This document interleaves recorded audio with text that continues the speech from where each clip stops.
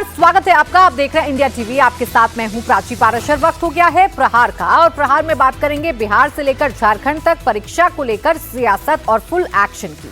सबसे पहले बात बिहार की कर लेते हैं, जहां राजधानी पटना में आज तेजस्वी यादव सम्राट चौधरी के खिलाफ हल्ला बोल रहे हैं।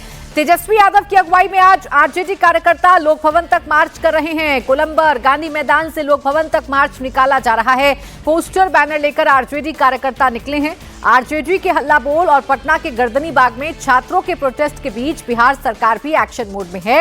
अपने राजभवन मार्च से पहले तेजस्वी ने गर्दनी बाग में छात्रों से मुलाकात भी की, उनके आंदोलन को सपोर्ट किया। आज तेजस्वी के मार्च में सिवान प्रोटेस्ट के दौरान AK-47 के इस्तेमाल को मेन मुद्दा बनाया गया है। तो तेजस्वी यादव आज पटना की सड़कों पर निकलकर सम्राट चौधरी को घेरने की कोशिश कर रहे हैं। बिहार की बीजेपी सरकार को घेरने की कोशिश कर रहे हैं, लेकिन इस सरकार को घेरने की कोशिश कम, अपनी खोई हुई जमीन को वापस तलाशना ज्यादा लग रहा है। तेजस्वी यादव सड़कों पर उतरकर माहौल बनाने की कोशिश कर रहे हैं और इस लड़ाई में सबसे आगे दिखना चाहते हैं कि बिहार में अगर कोई विपक्ष है तो वो आरजेडी है, दूसरा कोई विकल्प नहीं है।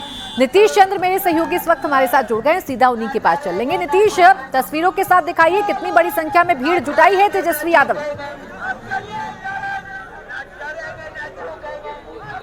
देखिए, राजभवन मार्च थोड़ी देर में शुरू होने वाला है। तेजस्वी यादव अभी नहीं पहुंचे हैं, उनका इंतजार हो रहा है, लेकिन उससे पहले पार्टी के जो कार्यकर्ता हैं, नेता हैं, काफी संख्या में यहां पर पहुंच गए हैं। जेपी गोलंबर और यहां पर आप देखिए जितने भी आपको कार्यकर्ता नजर आ रहे हैं, सबके हाथ में तिरंगा है, उसके अलावा पोस्टर है, बैनर है, और पार्टी के जो कई विधायक हैं, पूर्व विधायक हैं, जो भी पार्टी से जुड़ा है, हर कोई यहाँ पर पहुंचा है। पूरी ताकत लगा दी है यहाँ इस राजभवन मार्च को सफल बनाने के लिए, बेहतर बनाने के लिए। और यही कारण है कि यहाँ पर आप देखिए जितने भी आपको लोग नजर आएंगे, सब आरजेडी से जुड़े हुए लोग हैं, कार्यकर्ता हैं। छात्रों की संख्या इसमें काफी कम नजर आ रही है। सीधे तौर पर ये आरजेडी की कोशिश है कि इस पूरे मामले में, खासतौर से जो छात्रों का आंदोलन हुआ उस मामले में एक जो लीड लेने की कोशिश है। कांति सिंह है, पूर्व केंद्रीय मंत्री। ये बताइए कि आरजेडी के लोग सिर्फ दिख रहे हैं, छात्रों का मसला है, छात्रों को नहीं जुटाया आपने? ये राष्ट्रीय ध्वज जो है, इसमें छात्र लोग भी हैं। राष्ट्रीय ध्वज तो सबका है ना, आप कैसे कह सकते हैं कि इसमें छात्र लोग नहीं है? और जहाँ तक सवाल है, ये जो हम लोगों का आज चल रहा है जो प्रदर्शन है, ये छात्रों पर हुए अत्याचार के खिलाफ है, जो अपनी मांगों को लेकर के, अपनी शिक्षा को लेकर के, परीक्षाओं में विलंब को लेकर के, नीट पेपर आने को बाद कार्रवाई भी हो चुकी है। सिवान के मामले में डीएम-एसपी को सस्पेंड किया गया। सरकार ये कह रही है कि हमने कार्रवाई की है, जवान को निलंबित किया। सस्पेंशन कोई रेमेडी नहीं है। AK-47 कहाँ चलता है? युद्ध के मैदान में चलाया जाता है। अब छात्रों के ऊपर में किस तरह से, किसके आदेश से हुआ? एसपी और डीएम को आप सस्पेंड कर दिए, ये तो कुछ दिन के बाद फिर वो अपने पद पर आ जाएंगे। बीजेपी कह रही है कि जो जमीन खो चुकी है आरजेडी, उसको वापस पाने की कोशिश कर रही है इस मार्च में। तो क्या कहेगी? वो अपनी जमीन खसका दिया, छात्रों के ऊपर अत्याचार करके, लोगों के साथ अश्रु गैस छोड़ के, बुलेट गन छोड़ करके, जिस तरह से उन लोग जैसे लगता था कि अपराधी हो। आप उनकी मांग को इतने दिनों से सुनने का काम नहीं किया आपने, और ये सरकार भी उसी तरह से बेरहमी की तरफ पेश आ रही है। आप लोग कहाँ तक जाएंगी? चूंकि पुलिस तो रोक देगी डाक बंगला चौराहे। हमारी कोशिश रहेगी कि हम राजभवन तक पहुँचे। लाठियाँ भी चल सकती है? चले, लाठी चले, गोली चले, अश्रु गैस छोड़े, पानी का कैनन फेंके, उससे क्या फर्क पड़ता है? तो देखिए, पूर्व केंद्रीय मंत्री हैं, पार्टी के काफी सीनियर लीडर कांति सिंह, और इसी तरह तमाम जो पार्टी के विधायक हैं, सांसद हैं, पूर्व विधायक हैं, जो पहले मंत्री रह चुके हैं, हर कोई यहाँ पर पहुँचा हुआ है। और बिहार के अलग अलग जिलों से आने की अपील भी की गई थी। और यहाँ गोलंबर के आसपास की आप तस्वीर देखिए, हर जगह आपको आरजेडी के लोग नजर आएंगे। निश्चित रूप से कोशिश है तेजस्वी यादव की, जो छात्रों का आंदोलन हुआ उसके जरिए अपनी पार्टी की जो ताकत है उसको मजबूत करने की कोशिश की जा रही है। हालांकि सिवान के मामले में पुलिस, सरकार का कहना है कि हमने कार्रवाई की है। अपनी शक्ति का परीक्षण भी ये करना चाहते हैं तेजस्वी यादव, और ये बताना चाहते हैं कि बिहार में सरकार के खिलाफ अगर कोई हल्ला बोल सकता है तो वो तेजस्वी यादव हैं। अब वो कितने जल्दी ये प्रदर्शन करने के लिए आ गए, कितना लेट हो गए, ये तो वाकई में चर्चा का विषय है। पटना में आरजेडी के मार्च के लिए बिहार के अलग अलग जिलों से लोग पहुंचे हैं। कार्यकर्ताओं का कहना है कि वो पुलिस की लाठी और गोली खाने के लिए भी तैयार हैं। गांधी मैदान में जेपी गोलंबर से ये मार्च शुरू होना है, लोक भवन मार्च। और यहाँ से आमतौर पर जब भी कोई प्रदर्शन होता है तो बैरिकेडिंग लगा दी जाती है, यहाँ से आगे बढ़ने नहीं दिया जाता है। लेकिन यहाँ पर कोई बैरिकेडिंग नहीं लगाई गई है। इसका मतलब ये हुआ कि यहाँ से जब मार्च शुरू होगा तो ये डाकबंगला चौराहा तक जाएगा, वहाँ पर पुलिस ने बैरिकेडिंग लगा रखी है। जब तेजस्वी यादव यहाँ पर आएंगे, थोड़ी देर में तेजस्वी यादव को यहाँ पर आना है और यहाँ से जब वो मार्च शुरू करेंगे तो डाकबंगला चौराहे तक जाएंगे। और इसमें ज़्यादातर वो लोग हैं जो पार्टी के कार्यकर्ता दिख रहे हैं, सबके हाथ में तिरंगा है, हालांकि पार्टी का झंडा नहीं है। और पोस्टर बैनर लेकर लोग पहुँचे हैं। आप देखिए जो भी पोस्टर है, बिहार का फ्यूचर लोडिंग, सरकार अभी भी बफरिंग, इसी तरह मेहनत का मोल दो, युवाओं को रोजगार दो, हर के पास अलग अलग पोस्टर। और यहाँ देखिए विशाल राजभवन मार्च, पेपर लीक, लाठीचार्ज और AK-47 फायरिंग के खिलाफ। कहाँ से आए हैं? हम लोग जैतिया से हैं, फतवा विधानसभा। तेजस्वी जी कितने देर में पहुँच रहे हैं? आधा घंटा में आ जाएंगे। तो ये अलग अलग जिलों से कार्यकर्ता आए हैं और चूंकि ऐलान भी किया गया था, ये कहा गया था कि अलग अलग जिलों से काफ़ी तादाद में जो कार्यकर्ता है वो यहाँ पहुँचे। और यहाँ पर देखिए अधिकांश लोग आपको वो दिखेंगे जो पार्टी के पुराने वर्कर हैं, कार्यकर्ता हैं। कहाँ से आए हैं? मैं राष्ट्रीय जनता दल के राष्ट्रीय अल्पसंख्यक प्रकोष्ठ का प्रवक्ता आरिफ हुसैन बोल रहा हूँ। क्या आज मार्च में तो आगे कहाँ तक जाएंगे?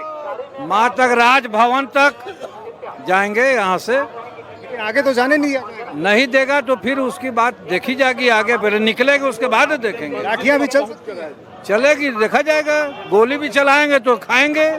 हाँ, छाती ओपन है। अगर उन्होंने बच्चों पर AK-47 चलाया है तो हम अपने बच्चों और कोई।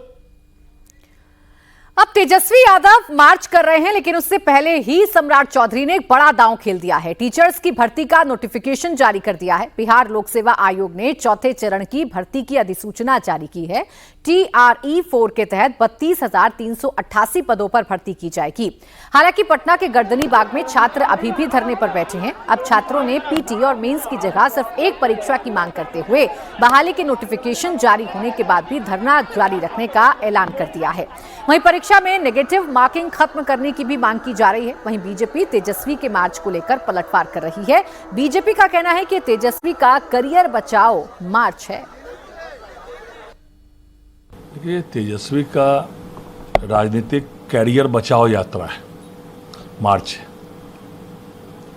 आम जनता ने इनको रिजेक्ट कर दिया।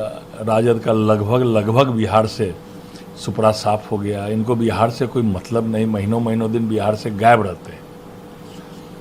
और नेता प्रतिपक्ष है, सदन में दिखना चाहिए, सदन के सत्र से गायब रहते हैं। ये अपना राजनीतिक कैरियर बचाओ मार्च कर रहे हैं। और जहाँ तक जो विषय है, सिवान में जवान भीड़ में घिर गया था तो आत्मरक्षार्थ हवाई फायरिंग उसने किया था, लेकिन उस पर निलंबित कर दिया। कार्रवाई चल रही है। और छात्रों का मामला था तो 25 दिन तक झारखंड में इनको सरकार का समर्थन है, इनके मंत्री हैं, वहाँ मार्च करना चाहिए था। इनको कोई चिंता थी छात्रों की? कोई चिंता नहीं थी। जहाँ तक TRI-4 का मामला है, कल सरकार ने भेज दिया छात्रों के बहाली के लिए, पुनः BPSC को भेजा है। लगातार सरकार बहालियाँ कर रही है बिहार में। एक बार फिर से नीतीश के पास चलेंगे। नीतीश हमारे साथ लगातार बने हुए हैं पटना से। नीतीश, अगर इसके मार्च के पॉलिटिकल मायनों को समझें तो ये तो कहीं ना कहीं सही लगता है कि तेजस्वी यादव अपनी खोई हुई जमीन को तलाशने की कोशिश कर रहे हैं, तेजस्वी यादव अपने करियर को बचाने की कोशिश कर रहे हैं और इस मार्च के बहाने खुद अपनी शक्ति का भी परीक्षण कर रहे हैं और ये बता रहे हैं कि विपक्ष में अगर कोई है तो तेजस्वी हैं, कोई और उनकी जगह नहीं ले सकता। जी हाँ, बिल्कुल। देखिए, दिल्ली से जो जंतर मंतर से जो छात्रों का आंदोलन शुरू हुआ और उसके बाद अलग अलग राज्यों में जो प्रदर्शन हुए, बिहार में भी जो प्रदर्शन हुआ वो वाम दलों के छात्र संगठनों की तरफ से हुआ। तेजस्वी वहाँ भी थोड़े पीछे रह गए और उसके बाद फिर जब वो विदेश चले गए हुए थे, उस वजह से भी वहाँ पर यहाँ नहीं थे। बाद में जो भी कई आंदोलन हुए उसमें आरजेडी ने खुद को ऐसा महसूस किया कि शायद इस छात्र आंदोलन को लेकर जो एक माहौल बनाया जा रहा था उसका फायदा आरजेडी नहीं उठा सकी है। और यही कारण है कि आप देखें कि सिवान वाली घटना काफी पहले हुई, अब जाकर ये राजभवन मार्च हो रहा है। सिवान वाले मामले में कार्रवाई भी हो चुकी है। इसके अलावा गर्दनी बाग में जो छात्र बैठे हैं वहाँ भी जो, हालांकि ये उनका मुद्दा सीधे तौर पर नहीं है, लेकिन गर्दनी बाग में भी जो पॉलिटिक्स में टाइमिंग बड़े मायने रखती है। उस टाइमिंग में अगर आप लेट साबित होंगे, लेट कमर साबित होंगे, तो आपकी रणनीति कितनी सफल होगी ये तो आरजेडी और तेजस्वी यादव को ही सोचना होगा। शुक्रिया आपका नीतीश तमाम जानकारी के लिए। और अब बात झारखंड की कर लेंगे, जहां हेमंत सोरेन अपने फैसले के बाद फंसते नजर आ रहे हैं। रांची में अब उन अभ्यर्थियों ने विरोध प्रदर्शन शुरू कर दिया है जिनकी नौकरी सरकार के फैसले के बाद चली गई है। दरअसल सोरेन सरकार ने देर रात आखिरकार नोटिफिकेशन जारी कर दिया। नोटिफिकेशन में 45 परीक्षाओं पर बड़ा फैसला लिया गया और 39 परीक्षाएं रद्द कर दी गई, तो 6 परीक्षाओं को स्थगित कर दिया गया। बेरोजगार हुए नौजवान सड़क पर उतर आए हैं। दरअसल जिन उम्मीदवारों ने सीजीएल एग्जाम को पास करके नौकरी हासिल की थी, कोर्ट के आदेश पर जिन लोगों को नौकरी मिली थी, अब वो बेरोजगार हो गए। ऐसे में सभी ने न्याय की मांग को लेकर प्रदर्शन शुरू कर दिया है। हम लोग का नियुक्ति पत्र में लिखा हुआ है कि जो लोग पाए जाएंगे उनको उनकी अभ्यर्थिता रद्द की जाएगी। ये ज्वाइंट लेटर में मेंशन्ड है। इसको लेकर के हम आए हैं। हम लोगों के ऊपर कोई मंत्री, कोई नेता का एहसान नहीं है। हम लोगों के ऊपर कोर्ट है। कोर्ट के आदेश से आए हैं और समझना चाहिए मुख्यमंत्री को, तानाशाही नहीं चलेगा। रद्द कराने के लिए आंदोलन कर रहा था। हम लोग पदाधिकारी थे, अपना मर्यादा जानते थे कि नहीं, हम लोगों को कुछ नहीं बोलना, हम लोग सरकार के अंग हैं। इसलिए हम लोग साथ 2000 हम लोग जा नहीं सकते थे उन लोग से भिड़ने के लिए। लेकिन अब आत्मसम्मान की लड़ाई तो है। मेरा वर्थ कोई आज रात में एक उठ के ऑर्डर निकाल देता है और बोलता है कि तुम जेन्युइन नहीं हो, तुम किस हक से यहाँ आए हो, तो वो आपको कौन अथॉरिटी दिया ये सवाल उठाने वाला।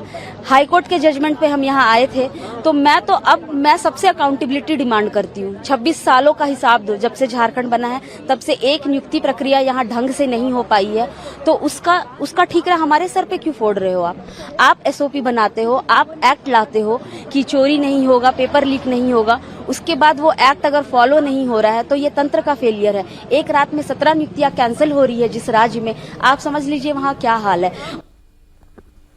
सोरेन सरकार ने 39 परीक्षाएं रद्द कर दी हैं, तो 6 परीक्षाओं को स्थगित कर दिया है। यानी लगभग छात्रों की अब सभी मांगे मान ली गई हैं, सिर्फ सीबीआई जांच की मांग को छोड़कर। ऐसे में आज छात्र आंदोलन को लेकर बड़ा फैसला ले सकते हैं। हालांकि झारखंड सरकार के नोटिफिकेशन के बाद बेरोजगार हुए नौजवान सड़क पर उतर आए हैं। दरअसल जिन उम्मीदवारों ने सीजीएल एग्जाम को पास करके नौकरी हासिल की थी, कोर्ट के आदेश पर जिन लोगों को नौकरी मिली थी, अब वो बेरोजगार हो गए हैं। ऐसे में सभी लोग न्याय की मांग कर रहे हैं। तो दूसरी तरफ रांची में छात्र आंदोलन का आज 25वां दिन है। छात्र इस वक्त मीटिंग कर रहे हैं। आंदोलन को लेकर फैसला जल्द ही लिया जा सकता है।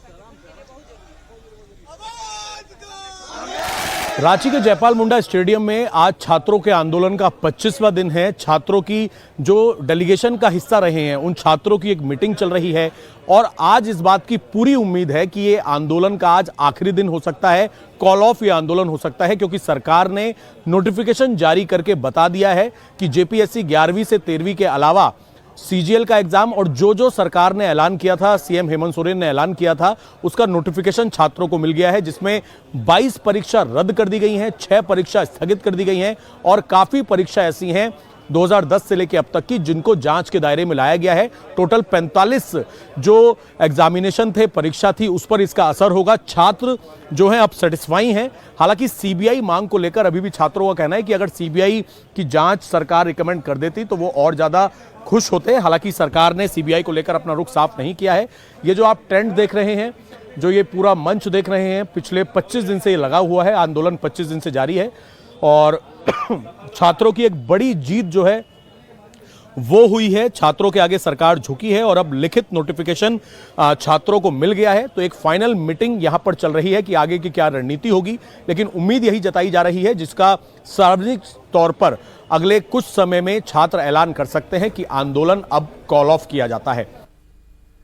सीधा अभय पाराशर मेरे सहयोगी जुड़ गए रांची से, उनके पास हम चल लेते हैं। अभय, एक आंदोलन खत्म हो रहा है तो दूसरे आंदोलन की शुरुआत हो रही है। ये दो तरफा मार है जो झारखंड सरकार पर इस वक्त पड़ी है। क्या करेंगे अब हेमंत सोरेन?